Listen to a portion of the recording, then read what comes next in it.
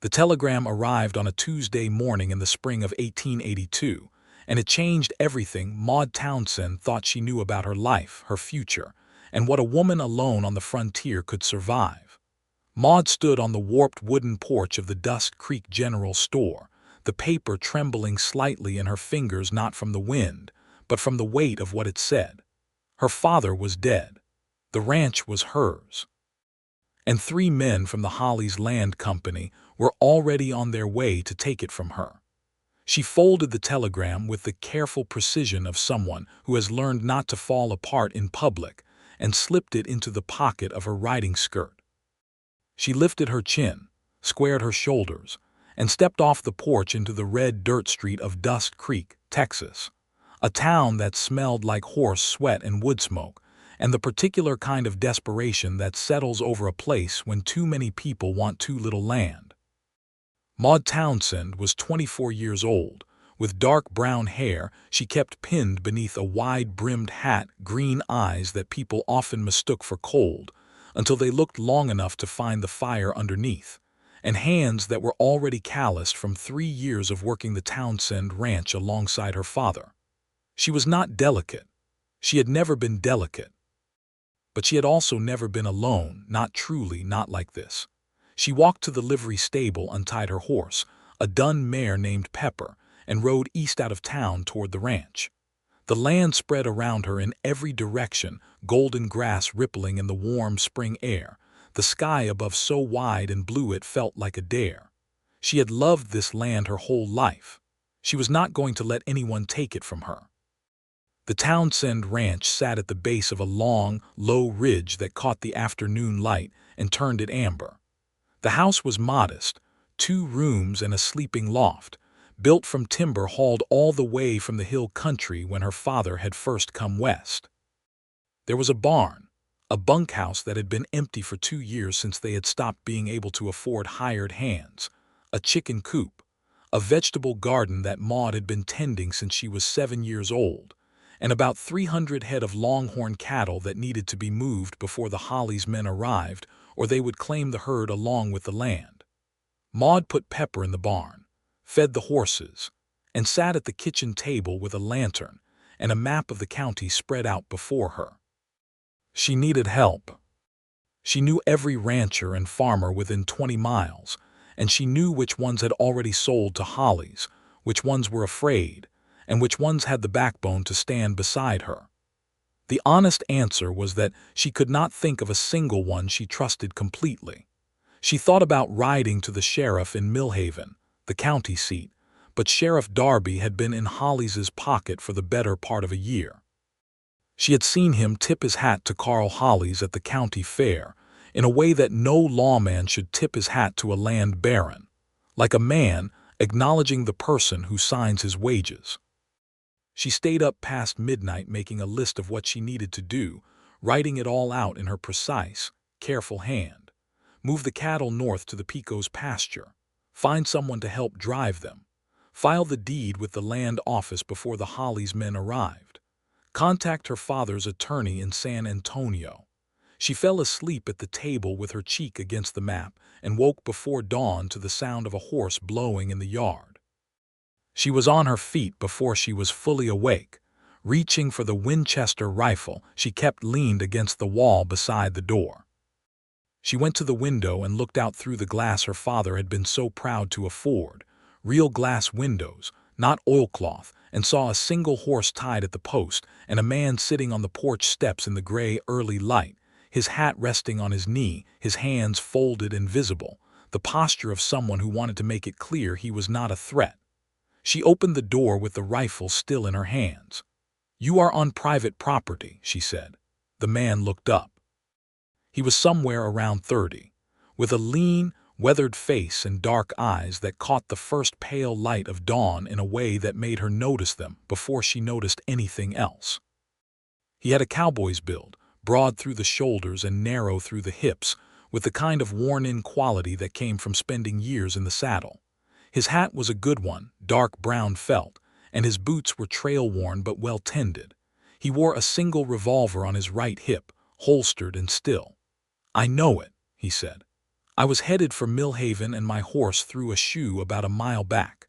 I saw the light in your window and thought I would wait for a decent hour to ask for help. I did not want to knock in the dark and alarm you." He paused, looking at the rifle, though I can see the alarm was unavoidable.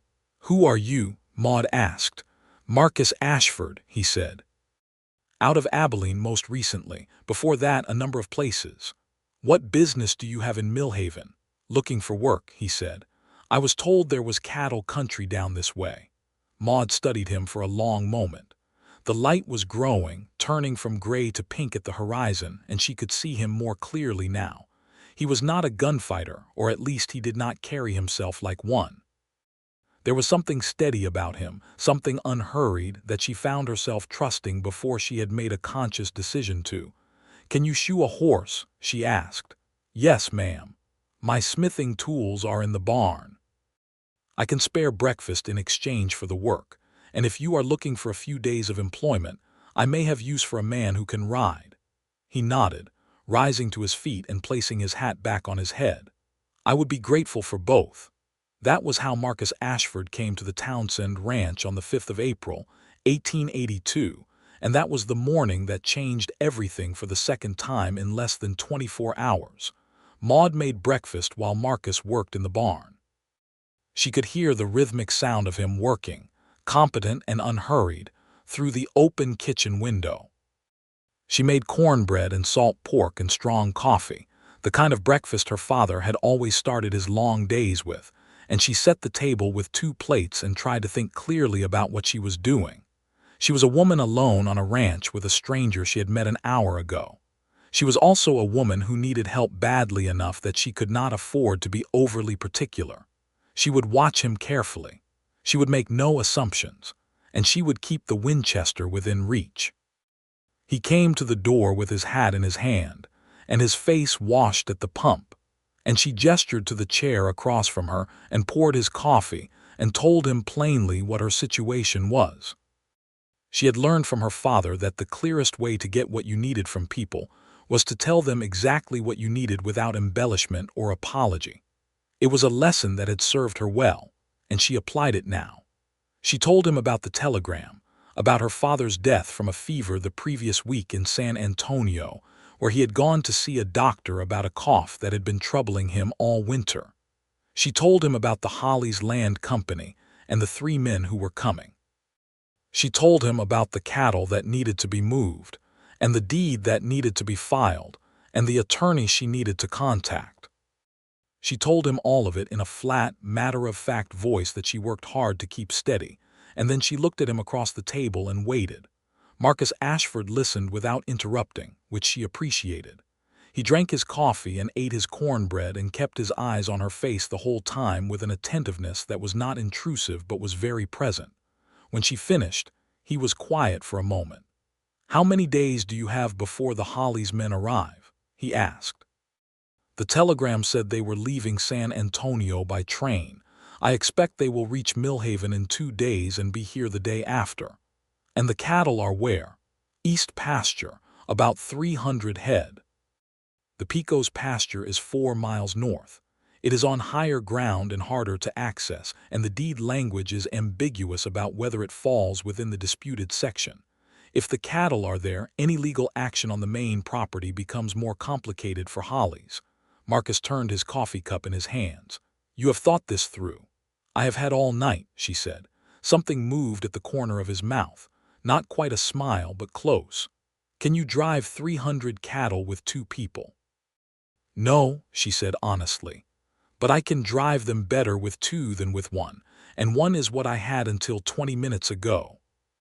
He looked at her for another moment, and she looked back, and something passed between them in that plain morning light that was simply recognition. 2 people of equivalent stubbornness acknowledging each other across a kitchen table. "I will stay and help you," he said. "I am not a man who rides past trouble, and this seems like the kind of trouble worth stopping for." Maud nodded. "Your wages will be $2 a day and meals. I can pay you when the cattle sale goes through in Millhaven." "That suits me fine," Marcus said. He picked up his fork and finished his salt pork. "We should start before noon." They rode out together an hour later, and Maud watched from the corner of her eye as Marcus handled his horse, the roan he called Duke, and decided within the first mile that he was exactly what he had presented himself as. He rode like a man who had been in the saddle since childhood, easy and balanced, his hands light on the reins, his attention moving constantly over the landscape in the practiced way of someone who was used to reading country. "Where are you from originally?" she asked, more to understand him than out of social habit. "Georgia," he said, "came west after the war." She understood without needing to ask more. A great many men had come west after the war, leaving behind the wreckage of what had been, looking for something that might still be possible. "Your family?" she asked. "Gone," he said, simply and without self-pity. "I have been on my own for about 12 years. "How old are you?" 31. She did the arithmetic without meaning to. He had left Georgia at 19. She found herself wondering what he had looked like at 19, this steady, quiet man, and whether the particular quality of his steadiness had been there from the beginning or had been built piece by piece over 12 years of being alone in wide country. They reached the east pasture and the cattle, and there was no more time for talking. Moving 300 longhorns with 2 riders was the kind of work that demanded everything you had and then asked for more, and they gave it. Maud had been working cattle since she was old enough to hold the reins, and she knew her pastures and her land, and that knowledge was worth more than extra riders who did not know the country. Marcus worked without being directed, reading the situation and responding to it, filling gaps before she had to point to them, and she found herself revising her estimate of him upward with every hour that passed. By late afternoon they had the herd moving steadily north, raising a long plume of red dust that could be seen for miles. Maud did not care about being seen. She wanted the cattle on the Pico's pasture before nightfall, and she pushed hard for it. They made it with an hour of light to spare. The cattle settled into the tall grass at the edge of the Pico's draw, and Maud and Marcus sat their horses on the ridge above and watched them, both of them breathing hard, covered in dust, aching from the hours in the saddle. "Good cattle," Marcus said. "My father spent 15 years building that herd," Maud said. Her voice did not break, but something in it shifted. Marcus turned his head and looked at her with the same attentive quality he had shown at the breakfast table. "I am sorry about your father," he said. "I did not say so this morning, and I should have." "You said it now," she said. They rode back to the ranch in the settling dusk, and Maud cooked beans and bacon and more cornbread, and they ate on the porch because the kitchen still held the day's heat. The stars came out over the ridge, enormous and clear, the way they only were out here where there was no town glow to dim them. "Tell me about the Hollies Land Company," Marcus said. Maud set down her plate. "Carl Hollies came to this part of Texas about 4 years ago with money from investors back east. He started buying up ranches, small ones first, the families who were already struggling, and then larger ones. He has about 60,000 acres now. He wants this ranch because it sits between 2 parcels he already owns. He has been offering my father money for 3 years, and my father refused every time." "And now your father is gone," Marcus said. "And he thinks a woman alone will be easier to pressure than my father was." "Will she be?" Maud looked at him steadily. "No," Marcus nodded, and there was that almost smile again. "Good," he said. She went to bed that night and lay in the dark listening to the ranch settle around her, the sound she had heard her whole life, and felt something she had not expected to feel. Not entirely alone. The next morning they rode together to Millhaven, a 4-hour round trip that they completed before noon. Maud filed her father's deed at the land office with the county clerk, a fussy man named Perkins who asked too many questions and took too long to stamp the papers, while Marcus waited outside with the horses and watched the street with the easy alertness that she was coming to recognize as simply his natural state. She also sent a telegram to her father's attorney in San Antonio, a man named Cornelius Webb who had handled the Townsend family's legal affairs for 20 years. She did not know if he could help with the Hollies situation, but she wanted him to know what was happening. Writing back, They stopped at a creek to water the horses, and Marcus sat on a flat rock at the water's edge and looked out across the land with the expression she was starting to read as thoughtfulness. "What was your father like?" he asked. She was surprised by the question, not by its intimacy exactly, but by its directness. Most people who asked about her father asked questions with answers they already knew or thought they knew. Marcus asked like he genuinely wanted to understand. "He was the most principled man I have ever known," she said, "sometimes to the point of stubbornness. He believed that a man's word and a man's land were the two things worth protecting above all else, and he lived every day like he meant it." She paused. "He taught me to ride and to shoot and to work cattle, and he never once apologized for it or treated it as strange that he was teaching those things to a daughter instead of a son." "He sounds like someone worth knowing," Marcus said. "He was," Maud said. She was quiet for a moment, and then, because something about this man made her less guarded than she usually was, she said, "I miss him so much I sometimes cannot remember how to breathe." Marcus did not offer false comfort or platitudes. He said, "I know that feeling," and the simplicity of it, the honesty of it, was more comforting than anything more elaborate could have been. They rode back to the ranch, and Maud made supper, and they sat on the porch again as the evening came on, and she found herself talking more freely than she had talked to anyone in a long time, about the ranch and her childhood and the particular way the light fell across the ridge in autumn. And Marcus listened with his whole attention, and sometimes asked a question that showed he had been following every word. And the evening passed so gently that she was almost startled when the stars were fully out and she realized how long they had been sitting there. "We should sleep," she said. "The Hollies men will be here tomorrow." "Yes," he said. "Maud." It was the first time he had used her name without the formality of the morning, and it sat differently in the air, something more personal in the sound of it. "Whatever happens tomorrow, you are not facing it alone." She looked at him in the starlight and felt something shift in her chest that she did not quite have a name for yet. "Thank you, Marcus," she said, and went inside. The three men from the Hollies Land Company arrived in the early afternoon of the following day, riding in from the direction of Millhaven on matched, bay horses that spoke of the kind of money that did not need to be earned one piece at a time. Their leader was a broad man named Fenwick, with a round face that had the perpetual reddish color of someone who ate too well and spent too much time in the sun, and he carried himself with the particular confidence of men who were used to getting what they wanted through the authority of a wealthy employer. Maud met them in the yard with Marcus standing a few steps behind and to her left, not threateningly, simply present. "Miss Townsend," Fenwick said, tipping his hat in a gesture that managed to be both polite and dismissive, "I was sorry to hear about your father. He was a fine man." "He was," Maud agreed. "What is your business here, Mr. Fenwick? I believe you know our business." "Mr. Hollies is prepared to make a very generous offer for this property. Given your current situation, as a single woman with no family to assist you, I think you will find the terms more than fair."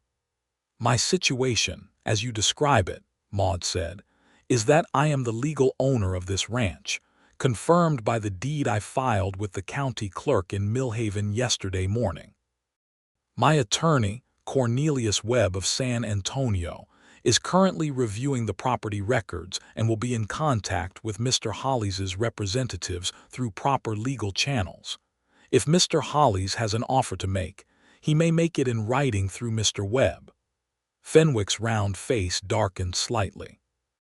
"Miss Townsend, I want to be clear that Mr. Hollies' patience has limits, and the legal process can be slow and expensive for all parties." "Is that a threat, Mr. Fenwick?" Maud asked, her voice perfectly level. "It is a statement of practical reality," Fenwick said. "Then I will give you one in return," Maud said. "This ranch belonged to my father and before that to his father, and it belongs to me now. I have 300 head of longhorn cattle in my north pasture that I intend to drive to market, the proceeds of which will allow me to continue operations on this property indefinitely. I have no interest in Mr. Hollis's offer at any price. You are welcome to convey that to him." The three men looked at each other. Fenwick looked at Marcus, who had not moved and had not spoken and whose presence had the quality of a very solid wall. "And you are?" Fenwick asked. "Marcus Ashford," Marcus said. "I work here." Something about the way he said it, simply and without elaboration, seemed to give Fenwick pause. He looked at Maud once more with an expression that was recalculating something. "We will be in touch, Miss Townsend," he said, and the three men turned their horses and rode back the way they had come. Maud waited until they were out of sight before she let out a long, slow breath. "That went better than I expected," Marcus said. "It is not over," Maud said. "That was the opening move. There will be more." "I know," he said, "but you handled it well." She turned to look at him. He was watching the direction the riders had gone, and his profile in the afternoon light was clean and serious, and she felt again that shift in her chest, that unnamed thing, and this time she let herself acknowledge, at least to herself, that it was not gratitude. "Thank you for staying," she said. He turned from the horizon and looked at her with those dark eyes, and something in his expression was different than it had been that morning, softer at the edges, more open. "I told you I would," he said. "I meant it." The next week was one of the strangest and most vivid of Maud's life. The immediate threat from Hollis had been, if not eliminated, at least temporarily held at bay. The telegram from Cornelius Webb arrived 2 days after the confrontation in the yard, confirming that her father's deed was sound and her legal position was solid, and that he would handle any correspondence from the Hollis' interests directly. This bought her time. And time, it turned out, was what she and Marcus filled with the ordinary work of the ranch, and in filling it that way, they learned each other. He was a natural hand with the cattle and the horses and the dozen daily tasks that kept a ranch alive, and he worked with the thoroughness of someone who had been responsible for himself for a long time and knew that half-done work always came back around. He was up before her in the mornings and had the horses fed and the yard swept before she came out with coffee, and she found this both impressive and slightly irritating in the way that competence in someone you are beginning to admire can sometimes be irritating. They fell into the habit of evenings on the porch. It was not a conscious decision, simply the natural end of the day's work, both of them too tired for anything but sitting in the cool of the evening air and talking. She learned that he had worked cattle drives along the Kishom Trail for several years, that he had tried farming once and found he hated it, that he could play the harmonica but rarely did because the sound of it made him think of people he had lost, that he had once spent 6 months as a deputy in a small town in Kansas, and had found the bureaucracy of law enforcement less suited to his temperament than the open range. She told him about her mother, who had died when Maud was 11, and how her father had grieved in silence for 2 years, and then simply gotten up one morning and decided to be all right, which was the most extraordinary act of will she had ever witnessed. She told him about the winter of 1878, when the cattle had nearly all died, and she and her father had spent 3 weeks out in the cold tending to the sick animals, and how by the end of it she had cried from sheer exhaustion but her father had not, and how she had always wondered whether that was strength or something sadder. "Both, probably," Marcus said. He was leaning back in the porch chair with his long legs stretched out before him, looking at the stars. "Grief and strength are not always separable." "Is that true for you?" she asked. He was quiet for a moment. "I lost my younger brother in the war," he said. "I was 17. He was 15. He paused. "I have spent a long time trying to figure out what I felt about that, and I think what I finally came to is that some things you do not resolve. You just carry them differently as the years go on." Maud was quiet, honoring the weight of what he had said. Then, very carefully, she reached across the space between their chairs and touched the back of his hand with her fingertips. Just for a moment, he looked at her hand and then at her face, and the expression on his face was something she wanted to study for a long time. "You are a kind person, Maud Townsend," he said. "I am a practical person," she said. Ask anyone in Dust Creek. Practical people can be kind, he said. The two are not in opposition. She took her hand back and looked at the stars and felt her heart doing something complicated in her chest. The second move from Carl Hollis came not in the form of men in the yard, but in the form of a legal challenge. Cornelius Webb wrote to warn her that Hollis had hired an attorney in Austin, who was claiming that a portion of the Townsend deed described land boundaries that overlapped with a pre-existing survey commissioned by the Hollis Company. It was, Webb explained, almost certainly a manufactured claim, but it would require a formal survey of the Townsend property to resolve, and such surveys took time and cost money. Maud read the letter at the kitchen table with Marcus across from her, eating his lunch, and then she set it down and looked at the ceiling for a moment. "He is trying to bleed you," Marcus said. He had read the letter when she offered it to him. "Force you into legal expenses that outlast your resources."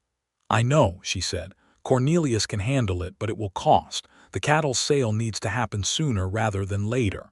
When is the next Millhaven market?" 3 weeks, she said. "If I can wait that long. The drovers from McCready's outfit pass through every season around this time. If I can get word to them, I might be able to sell directly and save the market fees." Marcus thought about this. "I know some of the McCready riders. I worked with them on a trail drive 2 years back. I could ride north and try to intercept them." Maud considered this. It would mean Marcus leaving for at least 2 days. She surprised herself by how much she disliked the idea. "I do not want you to be gone that long," she said, and then felt her face warm because the honesty of it was more personal than she had intended. Marcus looked at her steadily. "Are you saying you would miss me, or that you do not want to be here alone with the Hollis situation active?" "Both," she said, matching his directness, which she found was the only way to answer him honestly. "Both things are true." He was quiet for a moment, and something moved through his expression that she caught only at the edge of it, something warm and startled and carefully controlled. "I will only go if you are comfortable," he said. "I am comfortable with it," she said. "I am just being honest about preferring the alternative." He left the following morning before dawn, with 2 days of food packed in his saddlebag, and a plan to ride north and try to intercept the McCready outfit at the Red Bull Creek crossing. Maud stood in the yard and watched him ride out until he was a small shape against the pink morning sky, and then she turned back to the work of the ranch and told herself firmly that 2 days was nothing, and she had been managing this property alone for a week before he arrived, and there was absolutely no reason to feel the particular flatness in the world that she was, in fact, feeling. She stayed busy. She mended fences on the south pasture. She turned the vegetable garden and planted the beans she had been meaning to put in since the week before. She rode out to the Pico's pasture and checked on the cattle, who were settled and fat on the spring grass. She wrote a long letter to Cornelius Webb and a shorter one to the county commissioner about the road easement on the east side of the property, which was another thing Hollis's lawyers had been making noise about. On the second night, sitting alone on the porch, she admitted to herself what she had been refusing to think directly for the past 10 days. She was falling in love with Marcus Ashford. It was not a thunderclap or a sudden revelation. It was more like the way the light changed on the ridge, so gradually you could not point to the moment the transformation occurred, only to the before and the after. She had known him less than 2 weeks, and she knew him better than she had known most people after years of acquaintance.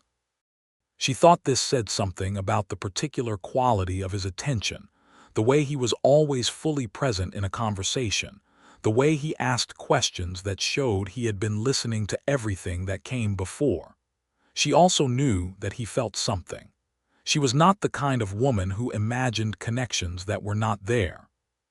She had seen it in the careful way he watched her, in the moments when their hands came close to touching while working, and there was a second's hesitation before he withdrew, in the quality of his voice when he said her name. What she did not know was what either of them was going to do about it. She was a woman with a ranch in legal dispute and a cattle herd to sell and a legal battle to finance. He was a man who had been moving since he was 19 years old and had, as far as she could tell, no fixed point in the world. She thought about this sitting on the porch with the coyotes calling somewhere in the darkness, and she thought, well, you have never waited for things to resolve themselves before. You have always gone toward what mattered. Marcus rode back the following afternoon with good news.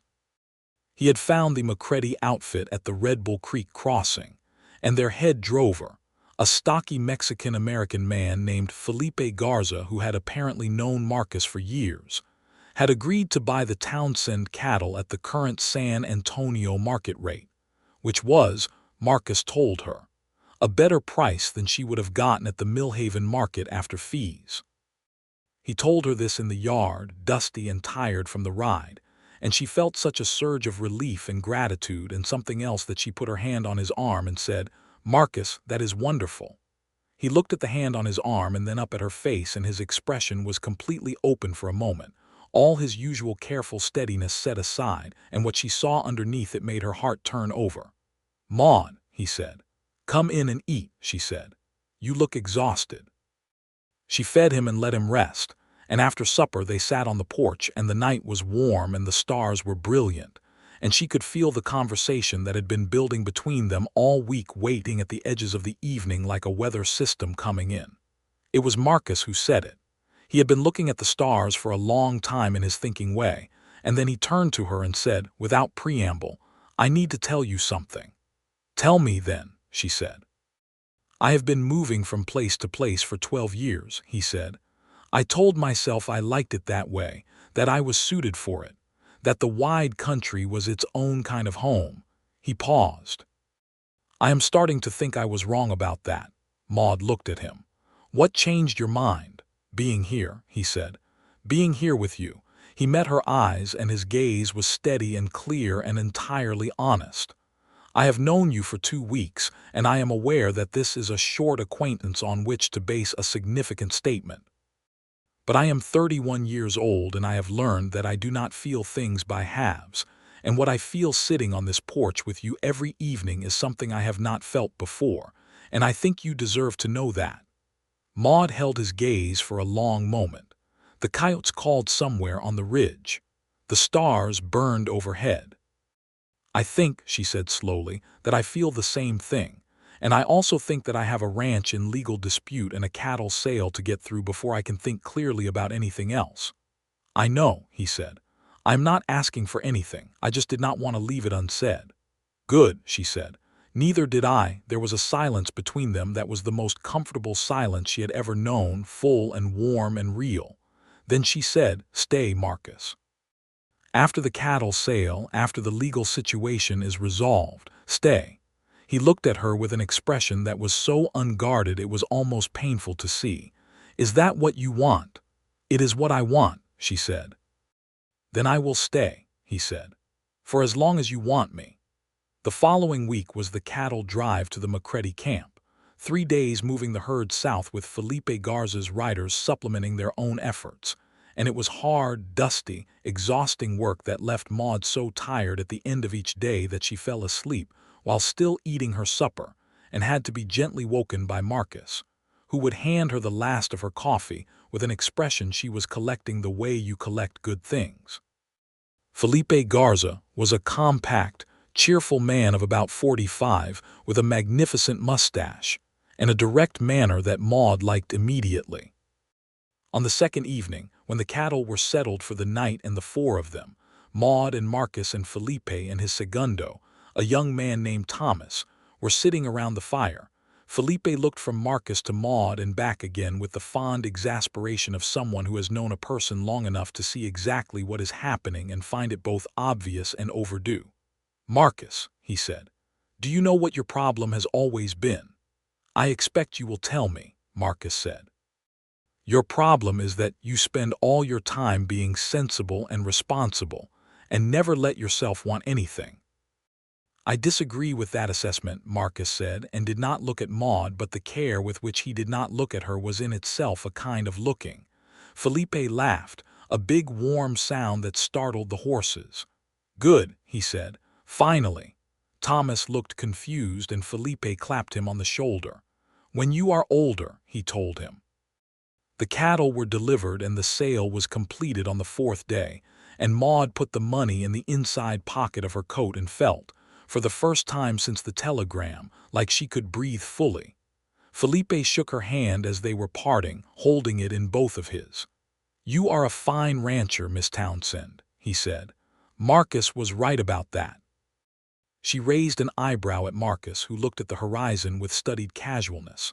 "What exactly did you tell him about me?" she asked once they were riding home. "I told him the truth," Marcus said, "that you had 300 head of longhorn on the Pico's draw and that you needed a fair buyer. And nothing else." He was quiet for a moment. "I may have mentioned that you were the most capable and extraordinary woman I had encountered in 12 years of traveling." Maud absorbed this. And that I was of a mind to stop traveling," he said. She looked at his profile against the afternoon sky and felt such a rush of feeling that she had to look away at the flat golden landscape to keep herself composed. "You told Felipe Garza that before you told me," she said. "I had not worked up the nerve to tell you yet," he said. "Felipe is less frightening." She started laughing. She had not expected to laugh, and the sound of it surprised her, bright and genuine in the open air, and Marcus turned to look at her with an expression of such open delight that she laughed again just at the sight of it. "You are frightened of me," she said. "Absolutely," he said with complete seriousness. "You are the most frightening person I have met in a long time. I think that is a compliment. It is the highest one I know how to give," he said, and his voice was warm and entirely sincere. They rode home in the long golden light of late afternoon, and the ridge caught the setting sun and turned amber, and the ranch came into view looking settled and permanent and hers, and Marcus rode beside her and matched her pace to the foot of the lane, and she thought, "This is what it is supposed to feel like." The resolution of the Hollies situation was not dramatic. Cornelius Webb handled it with the methodical thoroughness of a man who had been practicing law in Texas for 30 years, and had seen every variation of manufactured land claims that money could devise. The survey, when it was completed by a licensed county surveyor, confirmed that the Townsend deed was precisely accurate and that the Hollies company's claimed overlap did not exist. The Austin attorney's challenge was dismissed. Carl Holly sent no further representatives to the ranch. Webb wrote to tell her this on a Wednesday morning 3 weeks after the cattle sale, and Maud read the letter at the kitchen table and then set it down and sat for a moment in the quiet of the house with the sound of Marcus moving around in the yard outside. She went to the door. He was chopping wood for the coming week, working with the steady rhythm he brought to everything, and he looked up when she came out and read her face before she said a word. "Good news?" he asked. "It is over," she said. "Hollies is backing down. The claim was dismissed." He set the axe down and looked at her, and his whole face changed into something open and warm and relieved. "Maud," he said. She walked down the porch steps and across the yard to him, and he was standing very still watching her come, and when she was close enough she looked up at him and said, very quietly, "I would like very much for you to kiss me, Marcus Ashford." He reached up and touched her face with one hand, gently, the roughness of his palm against her cheek a contrast that she felt all the way through her. And then he kissed her, soft and deliberate and entirely unhurried, and the whole wide sky was above them and the ridge was amber in the morning light, and the wood smoke drifted from the chimney and the horses moved in the corral, and Maud Townsend thought, "Finally." He pulled back and looked at her, and his dark eyes were so warm she almost had to look away. "I have been wanting to do that since the second day," he said. "I know," she said. "You knew, Marcus, I am not unobservant." He started to laugh, and it was a good sound, fuller and less guarded than his usual near smile, and she filed the sound of it away in the collection she was keeping. "Stay," she said again. "I mean permanently. I need a full-time hand, and I need someone to help me build this place into what my father always meant it to be. And I would like it very much if that person were you. I would also like you for reasons that are entirely separate from ranching, but we can discuss those in order." He cupped her face in both hands and looked at her with the full weight of his attention. "Are you asking me to court you, Maud Townsend?" "I am asking you to stay and see where this goes," she said. "Given that I have already told you I am falling in love with you and you have told me the same, I think the courtship question is something of a formality, but yes, if you want to do it formally." "I would like to do it properly," he said. "I would like to do everything properly because you deserve that." She put her hands over his where they rested on her face. "Then let us begin," she said. The summer that followed was the best of Maud's life, and she was honest enough with herself to say so without qualification. The ranch work continued in its relentless, necessary way, but it had a different quality now, shared as it was. Marcus had a carpenter's instinct alongside his cowboy's skills, and he spent his evenings after supper repairing and improving the house in ways that Maud had not known to want until she saw them happening. He rebuilt the porch stairs. He replaced the warped boards in the kitchen floor. He fashioned a new shelf for her books and stood back to look at it with his head tilted slightly to the side and his expression considering, until she came and stood beside him and said it was perfect, and he relaxed.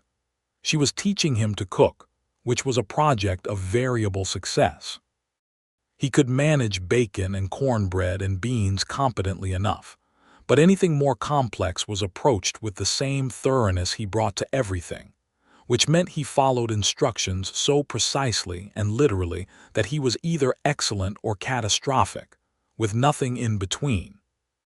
The evening he made stew, and it was genuinely the best stew she had ever eaten. She told him so, and he looked pleased in a quiet way that she had come to love. They rode together in the mornings, checking the herd, checking the fences, moving through the landscape of the ranch with an ease and naturalness that felt ancient, like something they had always been doing. The ridge in the morning light, the way the sky went from pink to blue to gold, the sound of Pepper and Duke moving through the grass together. He courted her with the same steadiness he did everything. He was not a man for grand gestures or elaborate declarations, and she did not want those things. He brought her wildflowers from the creek bank on a Tuesday afternoon for no reason at all. He stayed awake late to read beside her when she was caught up in one of her books. He remembered things she had mentioned in passing weeks earlier and referenced them days later, showing her that her words lived in him, that he kept them. One evening in July, sitting on the porch with the heat of the day finally easing, he took her hand in both of his and held it and looked out at the ridge for a long time, and she let him think whatever he was thinking, and then he said, "My father had a farm in Georgia before the war. Good land, red clay, good for growing. I used to think that what I wanted was to be as far from that as possible, from the smallness of it, from the way it ended." He paused. "I think what I actually wanted was to find my own version of it, something that was mine because I chose it, not because it was handed to me." He looked at her. "I chose this," he said. "I want you to know that. I chose it clearly and with full knowledge of what it means." "What does it mean?" she asked very softly. "It means I am asking if you will marry me, Maud," he said. "If you will let me be part of what you are building here. If you will let me stay not just for now but for everything that comes after." She looked at him in the July evening, this man who had ridden into her yard on a morning when the world had just changed, this steady, quiet, careful man who had given her his full attention from the first hour and had never once given her reason to doubt him. "Yes," she said, "I will marry you, Marcus Ashford." He brought her hand to his lips and held it there, and his eyes were closed, and she could feel the emotion in him from the slight tightening of his grip, and she put her free hand on the side of his face and felt him breathe. They married in October, when the ridge had turned to gold and red and the air had gone crisp and clear. The ceremony was held in the Dust Creek Church, which was a small adobe building with a whitewashed interior and 3 rows of wooden pews. Cornelius Webb came from San Antonio and stood up for Maud. Felipe Garza rode 3 days to be there and brought Thomas the Segundo with him, and Felipe cried openly and without any apparent embarrassment during the ceremony, and clapped Marcus so hard on the back afterward that his hat fell off. The minister, A gentle man named Reverend Howell, who had been marrying people in the Dusk Creek area for 15 years, pronounced them man and wife on the 14th of October, 1882, and Marcus Ashford kissed his wife in the small whitewashed church with the autumn light coming through the single arched window, and felt something inside him settle that had been unsettled for 12 years. The celebration afterward was at the ranch. Maud had cooked for 2 days, and Marcus had swept the yard and strung lanterns between the porch posts. And the neighbors who had stayed when Hollies had tried to pressure them out came and ate and drank, and danced to the fiddle music provided by an old man named Cooper, who could play any song you named if you gave him a moment to remember it.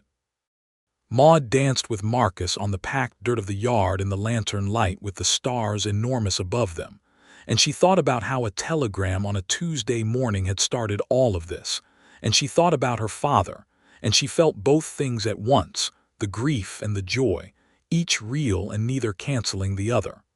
"What are you thinking?" Marcus asked. He was a fair dancer, comfortable enough, and he held her with a quality of attentiveness that she found she associated with everything he did. "I'm thinking about my father," she said. "I think he would have liked you very much." "I hope so," Marcus said. "I would have liked him. He would have put you through your paces first," she said. "Asked you about cattle prices and weather patterns and whether you kept your tools in order. And when I passed, he would have shaken your hand and called you son," she said, and felt the word land with all its weight. "He only called 2 people that in his whole life. His foreman who worked the ranch for 15 years and my mother's brother who built this house with him." She looked up at Marcus. "He was not free with it." "Then I will earn it," Marcus said, posthumously. She pressed her forehead briefly to his shoulder, and he held her, and around them the fiddle played and the neighbors laughed and the lantern swayed in the autumn breeze and the ridge stood dark and solid against the star-filled sky. The winter of their first year of marriage was a good one.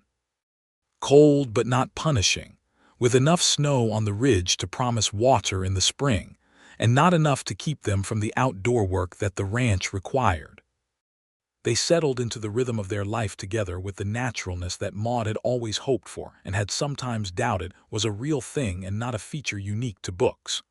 Marcus built an extension on the house over the winter months, working steadily through the cold days with the methodical care he brought to everything. 2 more rooms, a proper bedroom with a real window facing east to catch the morning light, and a space that Maud thought of, without saying it aloud yet, as a future child's room.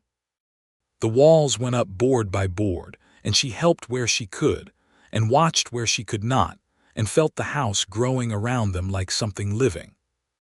They talked in the evenings about what they wanted the ranch to become. Marcus had ideas about expanding the herd and improving the pasture rotation that showed the practical intelligence she had recognized in him from the first morning. Maud had thoughts about adding horses, quality breeding stock that could be sold to the army or to the cattle outfits that were always looking for good mounts. They argued about this, good-naturedly, with the pleasure of 2 people who respect each other's judgment enough to push back on it, and eventually arrived at a plan that was better than either of their starting positions. In February, Maud told Marcus she was expecting a child. She told him at the breakfast table, in the plain, direct way that she did everything, watching his face as she said it. She had been watching his face for nearly a year now, and still sometimes felt that she was discovering new expressions she had not catalogued yet. And the one she saw now was entirely new, something vast and quietly overwhelmed. A man encountering something he had wanted so much he had been afraid to want it clearly. He got up from the table and came around to her and crouched down beside her chair and took her hands in both of his, and he looked at her with those dark eyes full of everything he felt. "Maud," he said. "I know," she said. "I know." He pressed his lips to her hands. She put one hand in his hair. Outside, the winter light lay flat and silver across the yard, and the ranch was quiet in the way it was quiet in February, held and waiting, and inside the house was warm from the fire Marcus had built before dawn. Spring came, and with it the business of the ranch renewed itself in that way it always did, insistent and demanding and alive.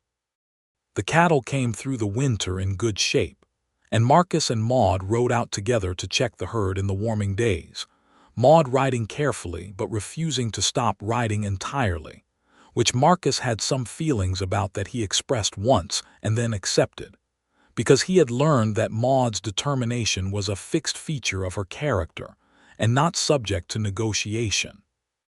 They hired 2 hands in the spring, brothers named Will and Sam Crowder from a ranch east of Dust Creek that had sold the previous autumn, good workers both, quiet and competent in the way of people who had been at hard work since childhood.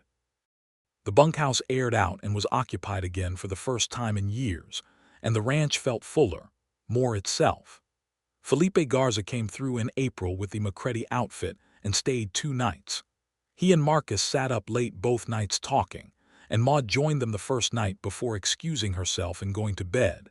And lying in the dark, she could hear the low murmur of their voices through the thin wall and felt such warmth at the sound that she had to smile at the ceiling.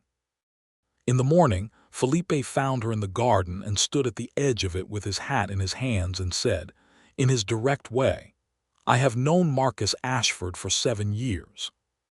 I did not think he would let himself be happy. I am glad I was wrong." "He deserved to be," Maud said. "So do you," Felipe said. "You both do." She looked at him and thought that there were people who came into your life at the edges, not central to the story but somehow essential to it, who saw things from their particular vantage point that you could not see from where you were standing. Felipe Garza was one of those people. "Thank you for buying my cattle last year," she said.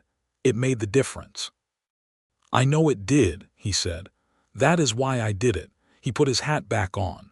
"Marcus told me what was happening and I thought, well, the least I can do is give a fair price.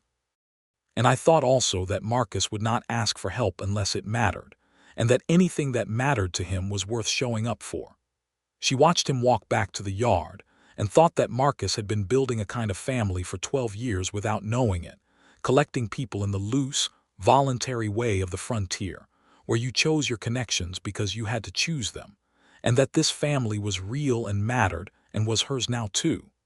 The summer was warm and busy and very good. The ranch expanded its horse breeding operation as planned, and the first 2 mares they acquired produced foals that were already showing quality by August. Will and Sam Crowder proved to be more than competent hands. They were honest and thoughtful, and had the kind of institutional knowledge about local conditions that comes from having been born in a place and stayed in it. Maud was large with the coming child by August and surrendered finally to some limitations on her physical work, though she made it clear to Marcus that surrendering certain tasks was a practical decision and not a philosophical one, and he said, with perfect gravity, that he understood completely, and she caught the amusement he was suppressing only because she had learned to look for it in the particular set of his mouth. She caught him one evening in the new room he had built, the one she thought of as the child's room, standing in the early evening light looking at the crib he had made himself over the winter from the same timber he had used for the shelving. He did not hear her in the doorway. He was just standing there, his hand resting lightly on the rail of the crib, his face quiet and open, and she could see in that unguarded moment everything that he felt about the coming child, about the life they were building, about all of it. She did not say anything. She went quietly back to the kitchen and gave him the moment. She loved him so thoroughly and so specifically, not the idea of him but the actual man, the way he stood at the crib rail, the way he set his hat on the hook by the door in exactly the same way every single time, the way he woke before dawn every morning because that was simply his character and could not be otherwise, the way he listened when she talked and asked the questions that showed he had heard every word, the way he said her name with that particular quality of attention. She had not known that love could be this specific, this rooted in the particular details of a real person. She had thought it was a more general thing. She had been wrong about that, and she was very glad. Their son was born on the 3rd of September, 1883, in the house his father had built and expanded, delivered by a midwife named Mrs. Reyes from Dusk Creek, who had been bringing children into the world in that county for 20 years. Marcus was in the room, which Mrs. Reyes permitted with the stipulation that he not faint, and he did not faint, though he was pale as fresh plaster by the end of it. The child was healthy and loud, and had dark eyes like his father, and the particular stubborn set to his chin that Marcus said was entirely Maud and Maud said was clearly Marcus, and they agreed to disagree on this point. They named him James Henry Ashford. James for Marcus's father, who had been a good man if an unlucky one, and Henry for Maud's father, who had been both a good man and a lucky one until the winter that had taken his health.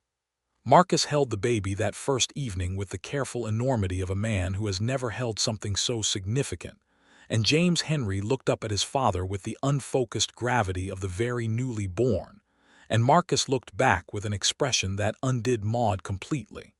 She cried. She had not expected to cry. She was not a woman who cried easily, but the sight of Marcus Ashford holding his son in the lamplight of the room he had built with his own hands was simply too much, and she cried without apology. Marcus looked up and saw her and said very softly, "Maud." "I know," she said. "I know. He is extraordinary." "He is," Marcus said, "and so are you." The years that followed built themselves one on top of the other in the way that good years do, each one distinct, and each one connected to all the others. The Townsend Ranch, which Marcus had taken to calling the Ashford Townsend in the paperwork, meaning to honor both names and both histories, grew steadily in the way of something being built with care and intention rather than haste. The horse breeding became a significant part of their business. By 1885, they were selling to Army remount stations as far as 200 miles away, and the quality of their stock was known in the county. Marcus had a gift for it that surprised even him, an eye for the particular combination of structure and temperament that made a horse genuinely useful rather than merely serviceable. James Henry grew with the remarkable speed of children, from the helpless small person of his first months to a boy of 2 who followed his father around the yard with the absolute dedication of someone who has identified the most important person in their world and intends to stay close to them. Marcus took this very seriously. He narrated everything he was doing in a low, patient voice, and Maud would look out the kitchen window to see Marcus repairing a fence post with James Henry standing directly beside him, watching with enormous concentration, and the sight of it made her chest ache with love. She was expecting their second child by 1885, and she told Marcus with the same directness as the first time, at the breakfast table, watching his face, and seeing the same thing she had seen the first time, that vast, warm, undone quality, but with more ease in it now, more joy and less awe. "Another one," he said. "Another one," she confirmed. He smiled, a full smile, one of the ones he had gradually stopped hiding over the years of their life together. "James Henry is going to be unbearable," he said. "He already acts like he owns the ranch." "He comes by it honestly," Maud said, "on both sides." Their daughter was born in the spring of 1886, and they named her Clara Rose. She had Maud's green eyes and her father's dark hair, and from the first weeks showed every sign of having inherited both her parents' stubborn attentiveness to whatever she focused on, which at 4 months was primarily Marcus's harmonica, which he had taken to playing again sometime during the first year of their marriage when the weight of the past had become, in the presence of what he had built, more manageable. He played it on the porch on summer evenings, simple songs from the war era and older ones he had learned from his mother, and James Henry would sit at his feet with that same absolute attention, and Maud would sit in the chair with Clara Rose asleep in her arms, and the ranch would settle around them in the late light. She looked at her husband's profile one such evening, the familiar lines of his face, and thought about the morning he had appeared at her door, on a day when the world had just ended and had not intruded or demanded or presumed, had simply sat on the porch steps with his hat on his knee and his hands visible, waiting. She thought about all the decisions that had led to that morning, Her father going to San Antonio and the fever that had taken him. The telegram that had changed everything. The fact that Marcus's horse had thrown a shoe a mile from her ranch on that particular night. The frontier was full of those convergences, she had learned. People's lives intersecting in the vast open country in ways that seemed random until you saw what grew from them, and then they seemed inevitable. "Marcus," she said. He looked up from the harmonica and found her face with that particular quality of attention that had never once diminished. "What are you thinking about?" he asked. "You showing up on my porch," she said. "On that morning." He was quiet for a moment, looking at her. "I almost did not stop," he said. "I thought about riding on and finding a smithy in Millhaven." "What made you stop?" "I saw the light in your window," he said, "and I thought someone is up before dawn in that house, and something about that seemed like a sign of a person worth approaching carefully." "A light in a window," she said. "A light in a window," he agreed. "That is all it took." She looked at him in the evening light with their children between them, their son at his feet and their daughter in her arms, and the ranch around them and the ridge going amber with the last of the day. And she thought, "This is mine. All of it. The grief that was woven through it and the joy that was woven through it, and the man across the porch who had ridden into her life on a Tuesday morning and had never, not once, given her reason to wish otherwise." The years continued, as years do, each one carrying its weight of work and small victories and ordinary extraordinary days.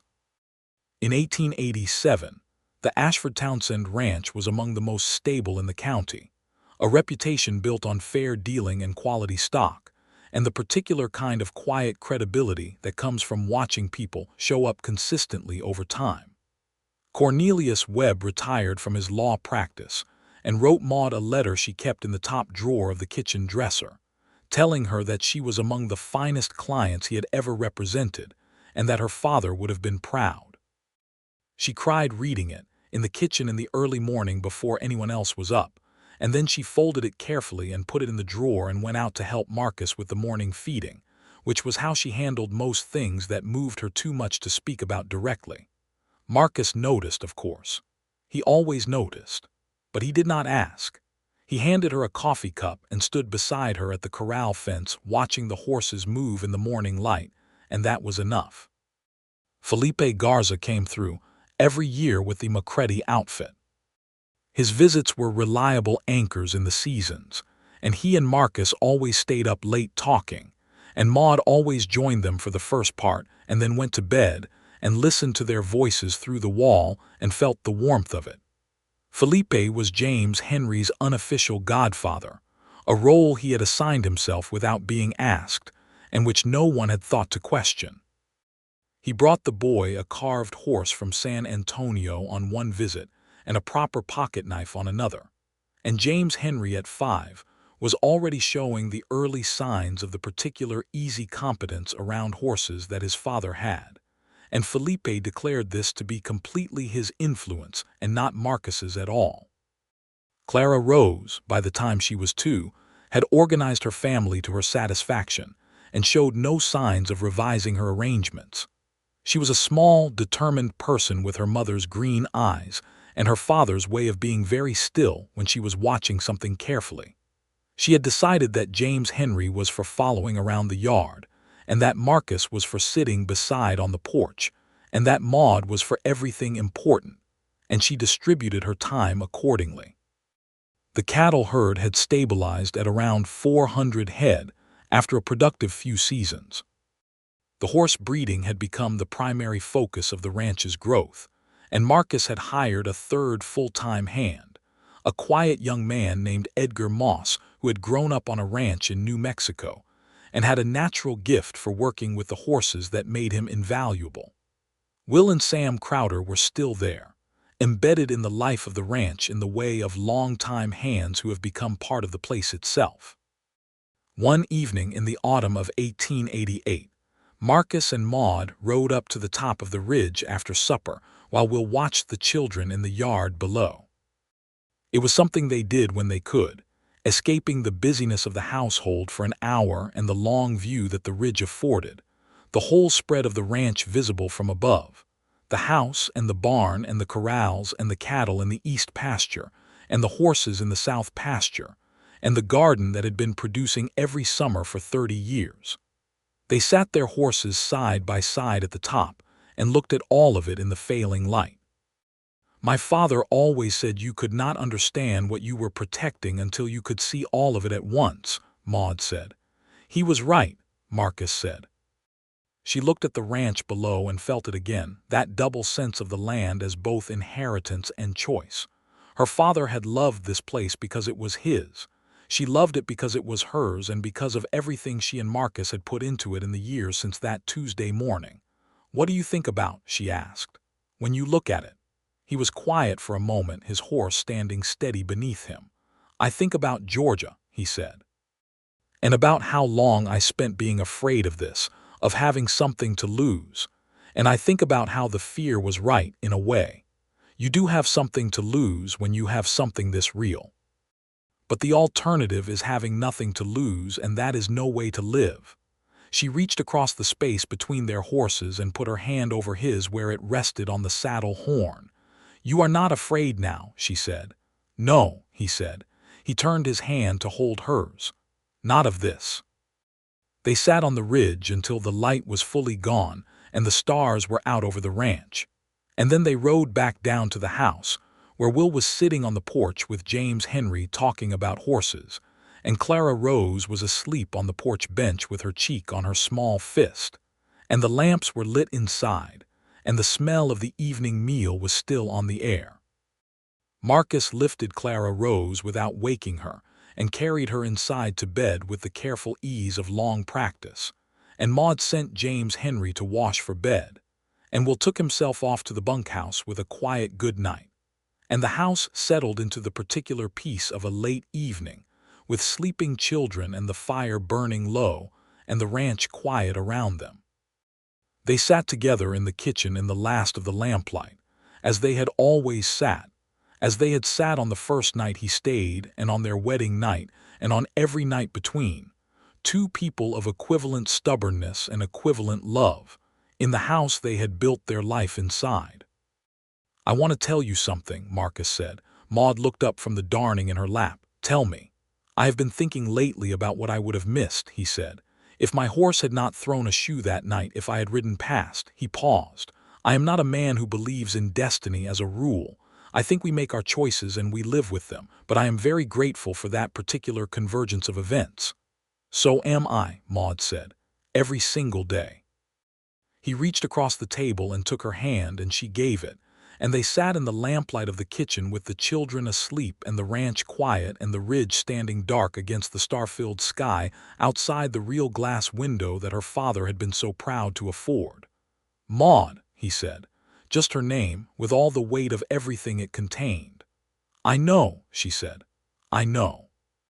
In the spring of 1889, the Ashford Townsend Ranch expanded its land for the first time, purchasing 20 acres of pasture to the north that had gone to market when old Hector Grimes retired and moved to live with his daughter in Austin. The purchase was made comfortably, from savings that had been building for several years, and Marcus filed the expanded deed with the county clerk in Millhaven, with the same Perkins behind the counter, who was slower and fussier than ever but stamped the papers with his usual reluctant thoroughness. James Henry was 6 and had decided he was going to be a horse breeder when he grew up, a decision he announced with the finality of someone who has given the matter extensive thought and is not interested in counterarguments. Clara Rose, who was 3, had decided she was going to be a rancher, which everyone agreed was both probable and appropriate. They were very different from each other, these two children, and Maud found this remarkable and wonderful. James Henry had his father's patience and steadiness, his way of watching before acting, his preference for doing things thoroughly over doing them quickly. Clara Rose had Maud's directness and quick assessment, and the particular quality of green-eyed attention that had made more than one person in Dust Creek describe Maud as formidable, which Maud took as a compliment. Marcus was equally himself with both of them. He spent long mornings with James Henry at the corral, teaching him to read a horse's mood in its ear position and the set of its hindquarters, passing on the instinct that had taken Marcus years to develop. With Clara Rose, he had a particular quality of solemn engagement that he seemed to reserve specifically for her, treating her pronouncements on the management of the ranch with the kind of serious consideration that made her feel heard in a way that was quietly shaping the person she was becoming. Maud watched all of this with the ongoing astonishment that parenthood had turned out to be, the way it was not what you expected and was better than you feared and was simply more of everything, more love and more worry and more delight. The summer of 1889 brought a long spell of dry weather that worried ranchers across the county. The Ashford-Townsend cattle came through it better than most because Marcus had been diligent about the water sources and the pasture rotation. But it was a hard summer of vigilance and work, and by August everyone was tired and grateful when the weather broke and the rains came back. Felipe Garza arrived in September as usual, and he looked around the expanded ranch with his hat pushed back on his head and said, to no one in particular, "Well, this is something." "Thank you for not doubting us," Marcus said. "I never doubted you," Felipe said. "I was afraid for you, which is different." He looked at Maud. "Both of you."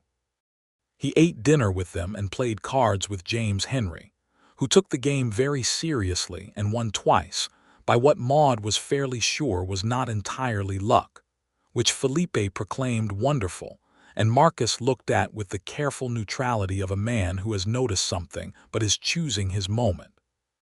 After the children were in bed and the evening was late, the three of them sat on the porch and Felipe said, "I am thinking about settling. The McCready outfit is running younger men now, and I am not as young as I was." "Where?" Maud asked. "This part of the country," he said, "if the price of land is still within reason." She and Marcus exchanged a look.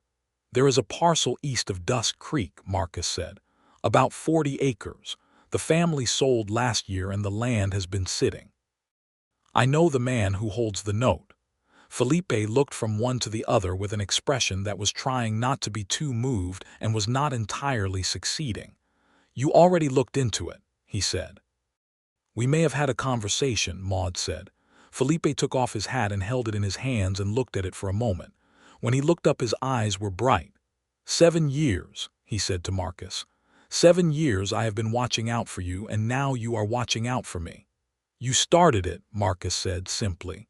"Felipe bought the 40 acres east of Dusk Creek that autumn, a small house and good pasture. He rode over to the Ashford-Townsend ranch twice a week, and was, within the season, so thoroughly woven into the fabric of their daily life that James Henry began calling him Uncle Felipe, which Felipe accepted with an emotion he expressed only by tugging on the boy's hair with particular gentleness. The years continued. Good years and hard ones, dry summers and wet ones, seasons of abundance and seasons of careful management. The ranch endured them all with the resilience of something built on a solid foundation, tended by people who knew what they were building and why. By 1891, the Ashford-Townsend horse operation was known for 50 miles in every direction, and ranchers and cavalry alike made the trip to look at the stock. Marcus had developed a training method over the years that produced horses that were reliable under pressure, and this reputation was worth more than any advertisement could have been.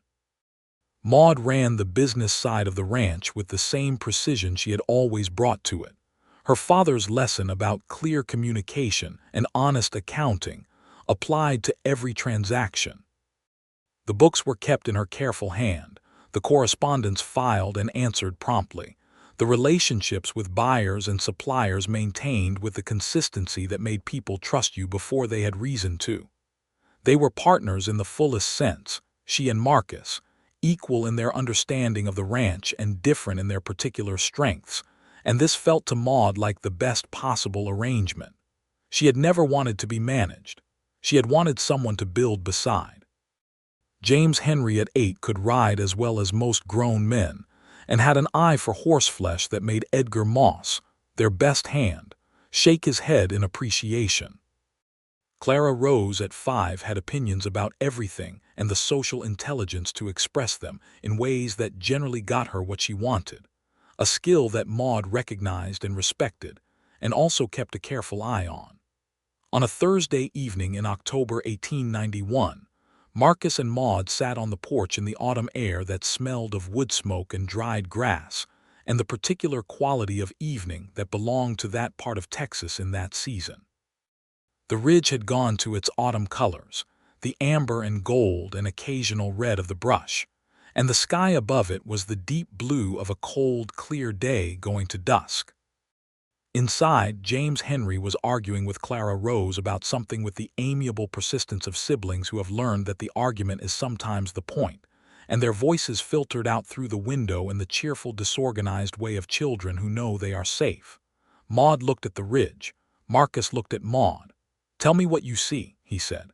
She thought about it seriously, the way he always asked things seriously, deserving a serious answer. "I see the land my father loved," she said. "And the life I have built, and the man I built it with." She paused. "And 2 children in there who are probably about to break something." Marcus tilted his head in the direction of the house. "James Henry," he called, "whatever you are doing, stop." There was a pause, and then James Henry's voice, very innocent. "We are not doing anything." "Stop doing it anyway," Marcus said. Silence. Then the sound of Clara Rose laughing, which meant that whatever the thing had been, she had won. Maud started laughing too, quietly, looking at the ridge, and Marcus looked at her with the expression she had been collecting for 9 years, that warm, open thing, and said nothing, because nothing needed to be said. The Townsend land had stayed. The Hollies Company had eventually sold its holdings and moved to other ventures, and the land it had held had been broken up and sold back to smaller outfits, which Maud considered justice of a particularly satisfying kind. The sheriff who had been in Hollies' pocket had not been reelected. The county had gotten steadily smaller in the ways that mattered, more connected, more accountable, and the old wildness of the early days was giving way, not entirely but substantially, to the kind of settled order that comes when people have decided to stay and build rather than extract and move on. She and Marcus had stayed. That was the choice at the center of everything. He had made it on a morning when he had barely known her, because something in him had recognized something, and she had made it over and over in the years since, not because she had no choice but because she chose it each time, this life, this man, this land.